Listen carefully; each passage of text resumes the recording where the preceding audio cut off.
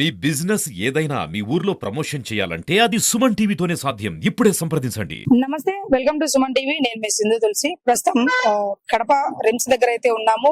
Pulivendula YS Vivekananda గారి ఇంటి watchman గత రోజు రాత్రి మరణించడం అయితే జరిగింది. దానికంటూ పోస్ట్ మార్టం చేయాల్సిన కారణంగా ఆయన అయితే రిమ్స్ కు తరలించిన పరిస్థితి. ఒకసారి ఈ చావు వెనుక ఉన్నటువంటి కారణాలు ఏమై ఉండొచ్చు ఏంటి అనేది వాళ్ళ కుటుంబ సభ్యులు మరియు పోలీస్ వ్యవస్థలందరూ ఇక్కడే ఉన్నారు. ఒకసారి వారితో మాట్లాడే ప్రయత్నం చేద్దాం. పులివెందుల పోలీస్ స్టేషన్ లో ఆ విషయంలో 174 అంటే 194 బిఎన్ఎస్ కింద కేసు రిజిస్టర్ చేశారు. కేసు దర్యాప్తులో భాగంగా ఈ రోజు ఇక్కడ బాడీ ఇక్కడ ఉంది. ఇతను రంగయ్య గారిది. ఇతను మంచానికే బిల్డెన్ అయిపోయాడు, ఇంట్లోనే ఉన్నాడు. ఇతను ఇద్దరు గన్మెన్ ప్రొవైడ్ చేసినారు గవర్నమెంట్ తరఫున. నిన్న గన్మెన్ నవీన్ రెడ్డి ఊపిరి తీసుకోవడంలో కొద్దిగా ఇబ్బంది పడుతున్నారు అనే విషయం వీళ్ళ భార్యకి చేరవేస్తే వీళ్ళ భార్య ఇంటికి వచ్చింది సుశీలమ్మ. 108 ఫోన్ చేసి అంబులెన్స్ పిలిపించి ఇమ్మీడియట్ గా తీసుకుపోయి గవర్నమెంట్ హాస్పిటల్ పులివెందుల ట్రీట్మెంట్ ఇప్పించడం జరిగింది. అక్కడ డాక్టర్స్ రిమ్స్ కి రెఫర్ చేసినారు. నిన్న ఈవినింగ్ సాయంత్రం 6:15 కి వచ్చి అడ్మిట్ అయినారు ఎమర్జెన్సీ వార్డులో. ట్రీట్మెంట్ తీసుకుంటూ అండర్ గోయింగ్ ట్రీట్మెంట్ 6:45 ఇతను చనిపోవడం జరిగింది. అక్కడి నుంచి మాకు డెత్ ఇన్ఫర్మేషన్ వచ్చింది. తర్వాత ఈమె సుశీలమ్మని సెక్యూర్ చేసుకుని స్టేట్మెంట్ రికార్డ్ చేసి ఎఫ్ఐఆర్ ఇష్యూ చేయడం జరిగింది 194 బిఎన్ఎస్ఎస్ కింద to know the real cause of death.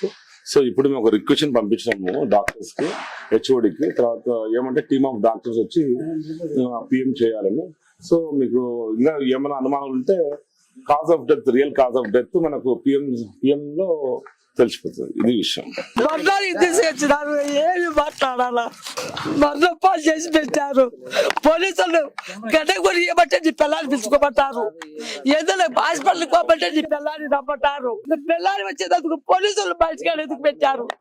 6 సంవత్సరాలు, ఒక్క రోజు కాదు, 2 రోజులు కాదు, 6 సంవత్సరాలు మా ఇంట్లో బంధించినారు. చేతులు కాళ్ళు కట్టేసినట్టు సబ్ జైల్లో పెట్టినారు. మేము ఏ పాప చేసి పెట్టినారు. మాకు ఎన్ని లక్షలు ఇచ్చి పెట్టినారు. పట్టుకునేటోని పట్టుకోకుండా ఏమిలోని పట్టుకొని ఊగులు అన్నారు. మేము ఏం చేయాలా ఇప్పుడు?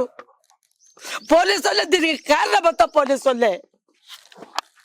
ప్రతిదానికి నీ పిల్లల్ని పిలుచుకో, ప్రతిదానికి ఆ ఒక్క కాలికి పెద్ద ఇటు హాస్పిటల్కి పోదామంటే నీ పిల్లల్ని పిలుచుకొచ్చుకోపోయి వచ్చా, నీ పిల్లల్ని పిలుచుకొచ్చుకోపో. మేము నాకెవరు పెడతారు? జగన్ ప్రభుత్వంలో 3,000 పింఛన్లకు వచ్చే 3,000 వల్ల బతికినాము తిరగాలక. మాకు ఎవరు సహాయం చేసినారు? అదే పింఛన్ అంటే 3,000 లెక్క డైపర్లకు అవుతాయి. అవు 4,000 తిండి ఏం తినాలా?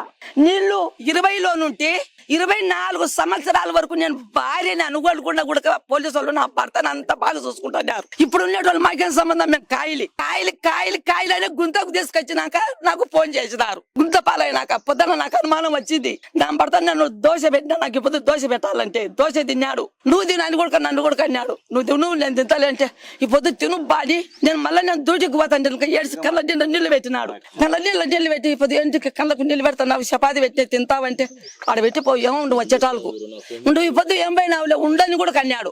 పోకుంటే అట్లా నా బాధ అది నేను నెరవేర్చుకోవాలి కాదు నేను ఉద్దేశంతో పోయినా. కాలికి చిటికినేలు కడడంతో దెబ్బ తగిలింది. అది దెబ్బ తగిలింటే కనుక కాలు తీసేస్తాము, కడపకు రావాలన్నారు. పులివెందుల హాస్పిటల్కి పోయింటే కాలు తీసేస్తాం, కడపకు పంపన్నారు. కడపకు పంపంటే నేను షుగర్ లేదు, ఏం లేదు, కాలు తీసేస్తాం, పరిస్థితి ఎదుర్కొంది అని పోలీసు వాళ్ళు డాక్టర్లు ఎట్ట మాట్లాడుకున్నారో నాకే తెలుసు.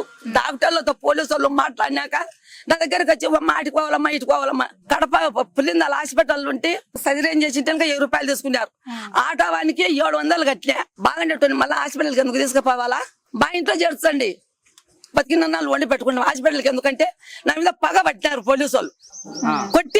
కొట్టి మనిషికి నిలబడడానికి శక్తి లేదు, కూర్చోనికి శక్తి లేదు. విన్నారు కదండి, పోలీసుల కథనం ప్రకారం ఆయన సాధారణంగానే మరణించారు, ఆరోగ్యపరంగా బాగలేకతే మరణించారనేది వాళ్ళు ధృవీకరించారు. కానీ వాళ్ళ భార్య మాత్రం ఈ చావు వెనుక వేరొక కోణం ఉంది, ఒక కుట్ర అయితే నడిపిస్తోంది అన్నట్టు ఆవిడ వాపోతున్నటువంటి పరిస్థితి. గత 6 సంవత్సరాల నుంచి మమ్మల్ని బయటకు కూడా అడుగు పెట్టనీయకుండా మమ్మల్ని అయితే తీవ్రంగా ఇబ్బంది అయితే పెడుతున్నారు. అసలు మేము ఏం పాపం చేశామని ఇప్పుడు పూర్తిగా నా భర్తను కూడా చంపేశారు అని ఆవిడైతే వాపోతున్నటువంటి పరిస్థితి.